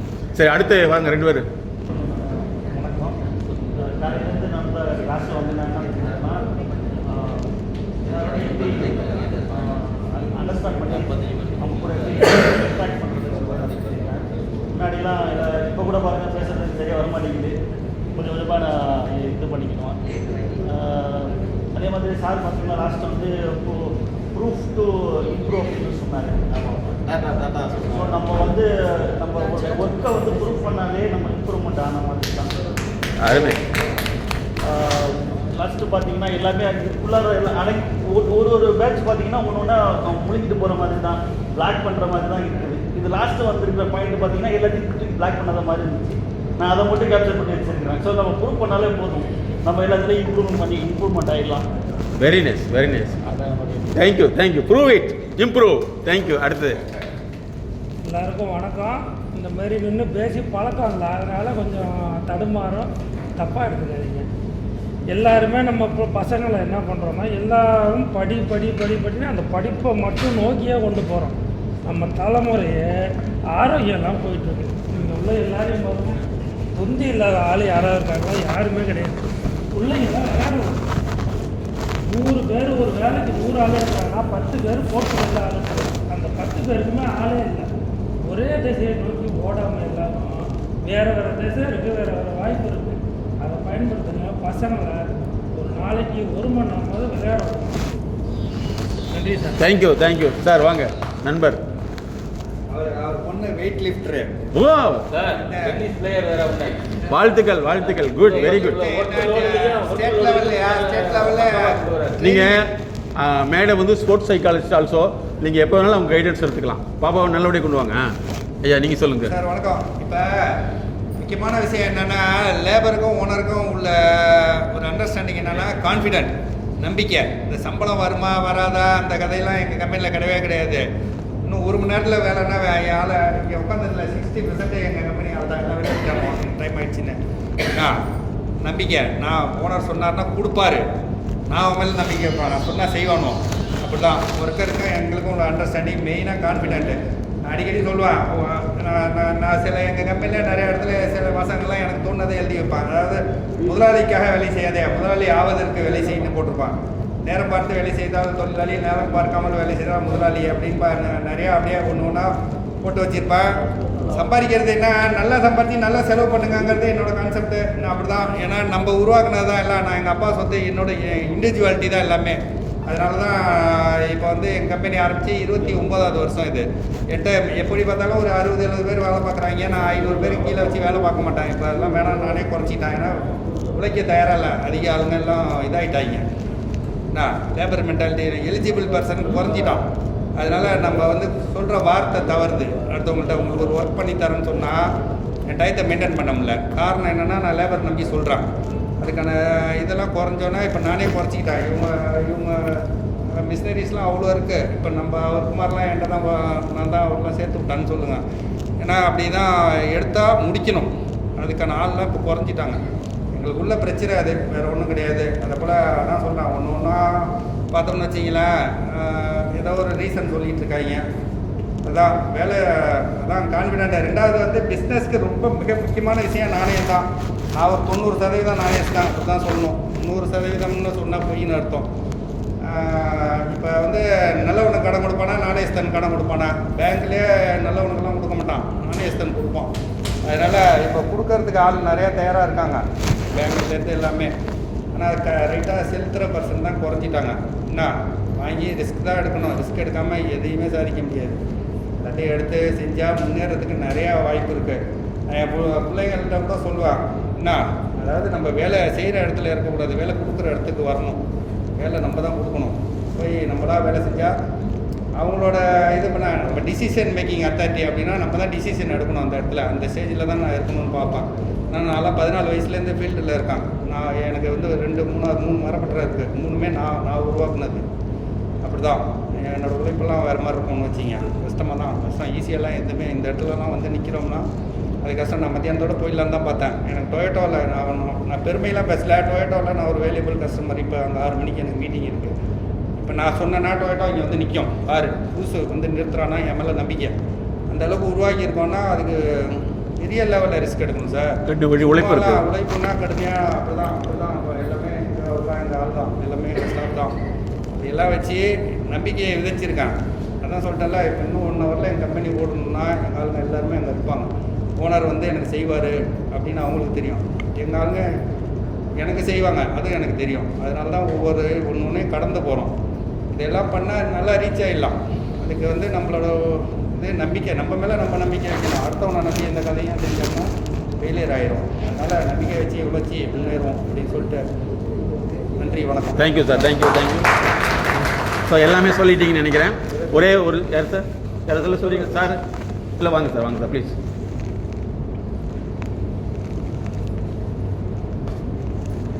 எல்லாருக்கும் வணக்கம். நினச்சி வந்தது வேறு, ரொம்ப ட்ரெயினிங் வராமல் அப்படின்னு சொன்னார். சொன்னார் நினச்சது வேறு, வந்ததை விட ஆனால் பெருசாக எதிர்பார்க்காத வாழ்க்கைக்கு தேவையான கற்றுக்கிட்டாங்க. ரெண்டாவது, இந்த கான்செப்டே என்னன்னு கேட்டிங்கன்னா, இந்த ப்ரோக்ராம் கான்செப்ட் என்னன்னா, வேலை செய்கிற இடத்துல மன அமைதியோட திருப்தியாக நல்ல ஒரு ஆட்டிடியூடோடு வந்து வேலை செஞ்சால் தான் அந்த பொருளோ வேலையோ இல்லை ஒரு சின்ன விபத்துகள் ஏற்படாமல் கூட வேலை செய்யக்கூடிய ஒரு வாய்ப்பு உருவாகுங்கிறது தான் அந்த கான்செப்ட். இது இந்த நிகழ்ச்சி, இந்த ப்ரோக்ராமோட கான்செப்ட். அதுக்கு எப்படி இருக்கணும், நம்மளோட மனநிலை வந்து வீட்டில் உள்ள மனநிலை நல்லா இருக்கணும். நம்ம சுத்தமாக உள்ளவங்க கூட உள்ளவங்க ஓனர்லேருந்து எல்லாரும் ஒத்து போய் ஒரு மனநிலை நல்லா இருந்தால் தான் அந்த வேலையில் ஒரு ஆபத்து இல்லாமையும் வேலையை சரியாகவும் செய்ய முடியும் அப்படிங்கிறதுக்கான ஒரு ப்ரோக்ராமாக நான் நினைக்கிறேன். ரொம்ப நன்றி. Thank you sir, thank you. அதே மாதிரி ஒரு முக்கியமான வேண்டுகோள், நமக்கு எல்லாமே உறவுகள் இருக்கும். இந்த உறவுகள் இருக்கிறப்போ வந்து இந்த மொய் வைக்கிற பேரில் வந்து வீணாக கடன் வாங்கி அதை கஷ்டப்படுற விஷயத்தை தவிர்த்துங்க. இன்னிலிருந்து உங்களுக்கு உதவி செய்ய வேண்டிய உறவுகள் இருந்துச்சுன்னா பணத்தை வந்து ஃப்ரீயாக கொடுத்துருங்க. ஆனால் தேவையற்ற முறையில் வந்து கடன் வாங்கி மொய் செய்யணும்னு சொல்லி போட்டு நிறைய பேருடைய வாழ்க்கையை வந்து சொந்தங்களை விட்டு விலகிற மாதிரி இருக்குது. அதனால் உதவி தேவைப்பட்டால் அவங்களுக்கு உதவி செய்யுங்க, உரிமையோடு. அது திருப்பி கேட்காத அளவுக்கு செய்யுங்க. அதே மாதிரி உங்களுடைய குழந்தைகளை படிக்க வைக்கிறதுக்கு வந்து ஸ்டார் ஹோட்டல் கொண்டு போய் உட்கார வச்சா அது ஸ்டார் ஹோட்டல் ஓனராக ஆக முடியாது. உங்களுடைய குழந்தைகளை சாதாரண ஸ்கூலில் படிக்க வைத்தாலும் இயல்பு நிலையை புரிந்து கொள்ளக்கூடிய குழந்தைகளாக மாற்றிட்டிங்கன்னா வெயில், காற்று, மழை, பனி எது இருந்தாலும் அந்த குழந்தையை சமாளிச்சிடும். ஏன்னா அதிகமான காஸ்ட்லியான நிறுவனங்கள் படிக்கக்கூடிய குழந்தைகள் வந்து யதார்த்த உலகத்தை சந்திக்க முடியாமல் வீட்டில் வந்து முடங்கி இருக்கிறத நாங்கள் பார்த்துட்ருக்கோம். கோவையை பொறுத்தளவு வந்து மிகப்பெரிய தொழிலதிபருடைய குழந்தைகள் யாருமே வேலைக்கு போகிறதில்ல. மிகப்பெரிய தொழில் நிறுவனங்கள் எல்லாமே வாடகைக்கு விட்டு தான் அந்த 2வது குழந்தைங்க சாப்பிடுது. சென்னையிலே பொருந்தும். அதாவது போலித்தனமான வாழ்க்கை வேண்டாம், நிதர்சன வாழ்க்கை. அந்த வாழ்க்கையோடு அந்த குழந்தைகளை பழக்கினீங்கன்னா அந்த குழந்தைகள் உங்களுடைய அறிவை அப்படியே அதை எடுத்துக்கும். அதே மாதிரி அட்வைஸ் பண்ணுறதை விட உங்களுடைய குழந்தைகள் உங்களுடைய வேலையை பார்க்கணும். 2வது, அதிகமாக வந்து நண்பர் ஒருத்தர் சொன்னார், நான் திருந்தினாவே எல்லாமே தெரிஞ்சிடும். இந்த செல்ஃபோனுங்கிறது உங்களை கன்சியூமராக மாற்றுறதானே தவிர உங்களை இன்டெலிஜென்ட்டாக மாற்றுறதே இல்லை. ஸோ அதை நீங்கள் புரிந்து கொண்டால் சாதனை மனிதர்களாக மாற முடியும். இந்த அருமையான வாய்ப்பை ஏற்படுத்தி கொடுத்திய என்னுடைய ஆத்ம நண்பர் இட்காட்டுடைய senior project officer Siva sir அவர்களுக்கும், அதே மாதிரி இதில் உள்ள தலைவர், செக்ரட்டரி, செயலாளர் அனைத்து நண்பர்களுக்கும், உண்மையிலே வந்து அதே மாதிரி இருக்கிற அனைவர்களுக்கும் நன்றியை தெரிவித்துக்கிறேன். பேரை வந்து கதை எப்படி அப்படின்னு அனைவருக்கும் வணக்கம். காலையிலேருந்து நானும் சாரோட ப்ரோக்ராம் வந்து ரொம்ப நாளைக்கு அப்புறம் நானும் இன்னைக்கு தான் உட்காந்து கேட்டுருக்கிறேன். நிறைய ப்ரோக்ராம் அவர் நமக்காக பண்ணியிருக்காரு. ஸ்டார்ட் பண்ணி விடுவேன், அப்புறம் ஏதாவது வேலை இருக்கும், அப்படியே ஃபோன் பேசிட்டே வெளியே போயிடுவோம். அடுத்தடுத்து அவர் சாரை முடிச்சுட்டு சாயந்தரம் வந்து பார்த்தா எல்லா ஆடியன்ஸ்லேயும் ஒரு நல்ல டிஃப்ரென்ஸ் தெரியும். இந்த மாதிரி ஃபீட்பேக் செஷன் மட்டும் கேட்போம். இன்றைக்கி கிட்டத்தட்ட நானும் என்னையை ரெஃப்ரெஷ் பண்ணிட்டேன் சாரோட ப்ரோக்ராமில்.